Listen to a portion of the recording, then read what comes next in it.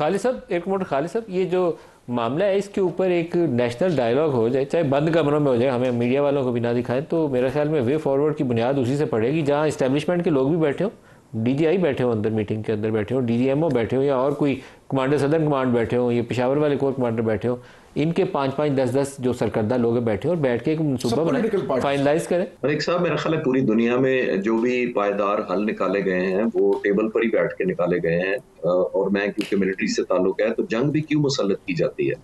जंग इसलिए मुसल्लत की जाती है जो या डिफेंड किया जाता है और बेहतर परफॉर्म करने की कोशिश की जाती है कि आपकी टेबल पर आपकी बेहतर पोजीशन हो। वर्ल्ड वॉर हुई, पीस हुआ, जितनी जंगें हुई आप देख लें, at the end of the day table पर ही होती हैं। सिर्फ जंग इस एक टूल होता है डिप्लोमेसी का एक्सटेंडेड जो आर्म्ड होता है बुनियादी तौर पर। यही एक सिंपल फर्क है कि यानी कि आपको फैसिलिटेट करता है, आपके पॉलिटिशियंस को, आपके पॉलिसी मेकर्स को, आपकी लीडरशिप को एक एडवांटेजेस, बेहतर पोजीशन देता है। अल्टीमेटली बैठना टेबल पर ही पड़ता है। ये हमें ग्रेस दिखाना पड़ेगा कि हमारी जहां जहां कोताहियां हुई हैं, जिस जिस एरिया में रही हैं, उनको एड्रेस पब्लिक में नहीं किया जा सकता, मीडिया में नहीं किया जा सकता, आप सेमिनार टेलीविजन पर नहीं कर सकते डिबेट करके। यही लीडर जो हैं ऑब्वियसली लोगों की नुमाइंदगी करते हैं, लोगों की तकलीफों को समझते हैं, लोगों की बेहतरी के लिए फिक्रमंद हैं। तो ये अपने सेल्फ, जिसको कहते हैं ना, अना से हट के आगे निकलना पड़ेगा कि अगर जहां पे लोगों को कंट्रीब्यूट आप कर सकते हैं उनकी वेलबींग में, तो दुनिया इन लीडर्स को तब याद रखेगी कि आपने उनकी जिंदगियों में कितना पॉजिटिव इन्फ्लुएंस किया है।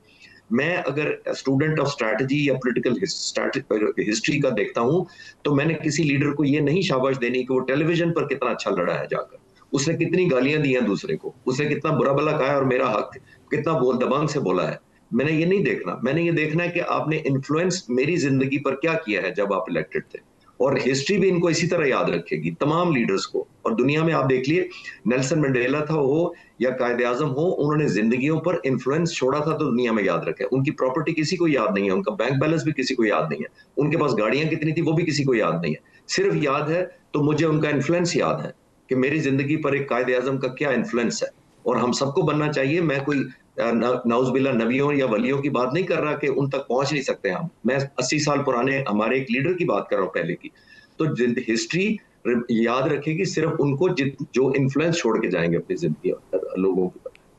बिल्कुल बिल्कुल बिल्कुल सही कह रहे हैं अफरीदी साहब। एक थोड़ा सा इस डिबेट मेन जो हमारा डिस्कोर्स है उससे थोड़ा सा हट के, 14 अगस्त को इस दफ़ा आप लोगों ने एहतजाज करना है, जश्न मनाना है, यौम आज़ादी है, यौम एहतजाज है, थोड़ा सा फ़र्क मेरे ख्याल में डॉक्टर साहब भी साथ बैठे हैं, आज वाज़े कर ही दें। अच्छा, सबसे पहले तो एयर कोमोडोर मिनट थोड़े हैं, पहले इसका जवाब दीजिए। एयर कोमोडोर साहब का मैं ये कहूँगा कि थ्योरी से निकल के प्रैक्टिकल की तरफ जाना है।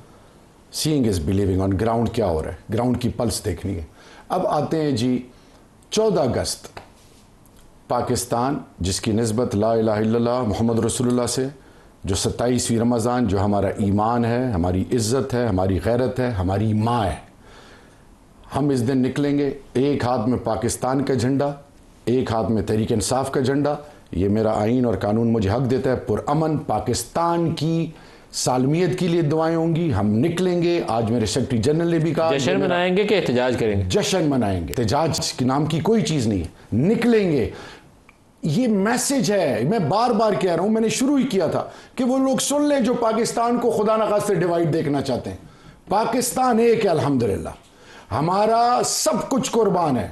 मैं जब मिनिस्टर था तो मैं जब किसी भी बॉर्डर पे जाता था, लाइन ऑफ कंट्रोल पे जाता, eyeball to eyeball, तो मैं ईद वहाँ पे सेलिब्रेट करता था, उनके साथ खड़ा होता था।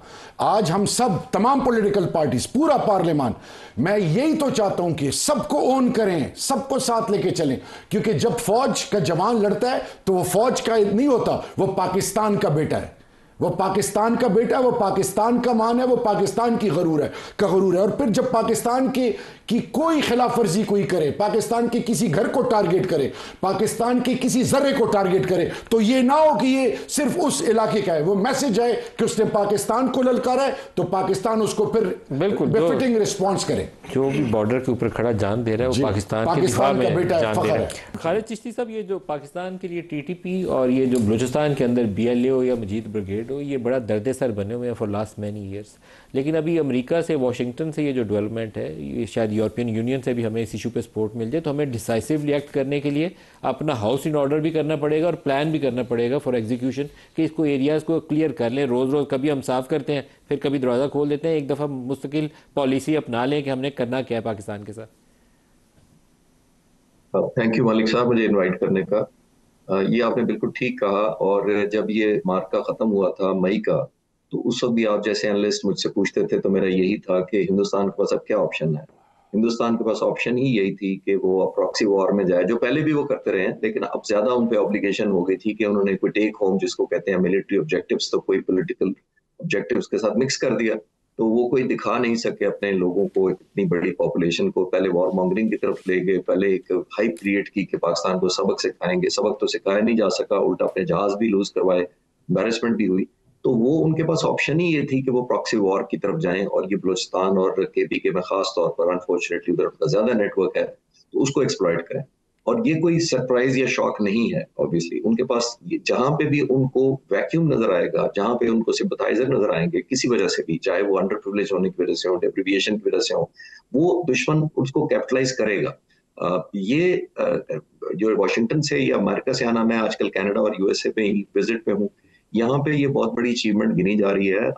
मैं लोगों से मिलता हूँ, लेकिन आप नोट करें, मैं मुझे कल परसों से 2-3 इंडियन और खासतौर पे जो सिख बैकग्राउंड के जो चैनल्स हैं, उन्होंने मुझे इनवाइट किया कि जी आप इस पे बात करें। देखें जी, दहशतगर्दी तो हालांकि जो फील्ड मार्शल का आपने कहा कि जो बयान मिस इंटरप्रेट किया जा रहा है, उस पे वो बात करना चाहते हैं, because they want to create an impression America में और कनाडा में कि पाकिस्तान जो है वो इररिस्पॉन्सिबल मुल्क है, और पाकिस्तान की तरफ से जो वॉर मॉन्गरिंग हाईएस्ट लेवल पे, हालांकि वो बेसलेस है, जो हुकूमत पाकिस्तान ने डिनाई भी कर दिया।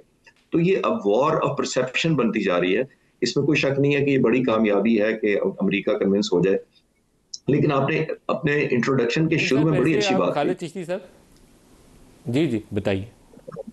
जी, मैं ये कह रहा था कि आपने इंट्रोडक्शन के शुरू में बड़ी अच्छी बात कही थी, जो बड़ी रेलेवेंट है। देखिए, सारी दुनिया में लोग अपनी नेशनल इंटरेस्ट के हिसाब से आपसे डील करते हैं।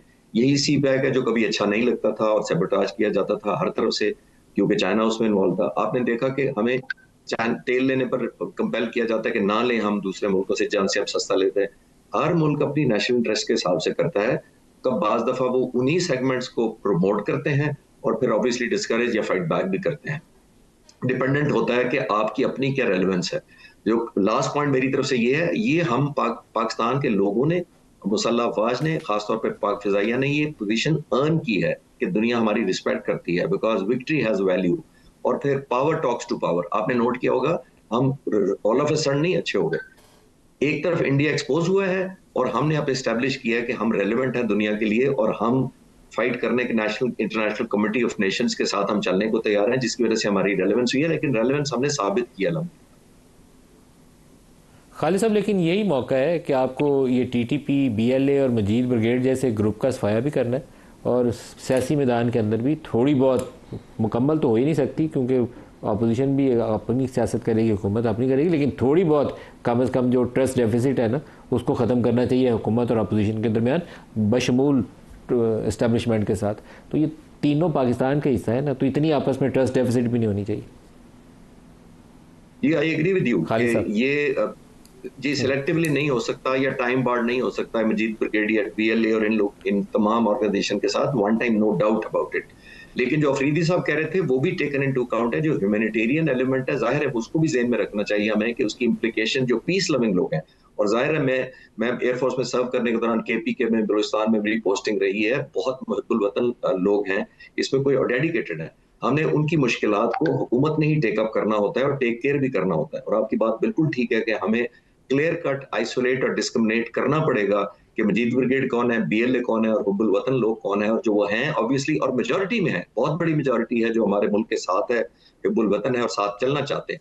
तो हमें वन गो में डेफिनेटली करना पड़ेगा, लेकिन वो भी हमें ज़हन रखना पड़ेगा कि वो पेनिट्रेट कर चुके हैं इस हद तक, चाहे वो एक्सप्लॉयटेशन करके या खौफ पैदा करके लोगों में, या उनकी मजबूरियों का फायदा उठाते हुए, वो हमें क्लियर कट लाइन ड्रॉ करनी पड़ेगी। विश या विल वाइज तो definitely I am with you, लेकिन ग्राउंड रियलिटीज को ज़हन में रख के आगे चलना पड़ेगा।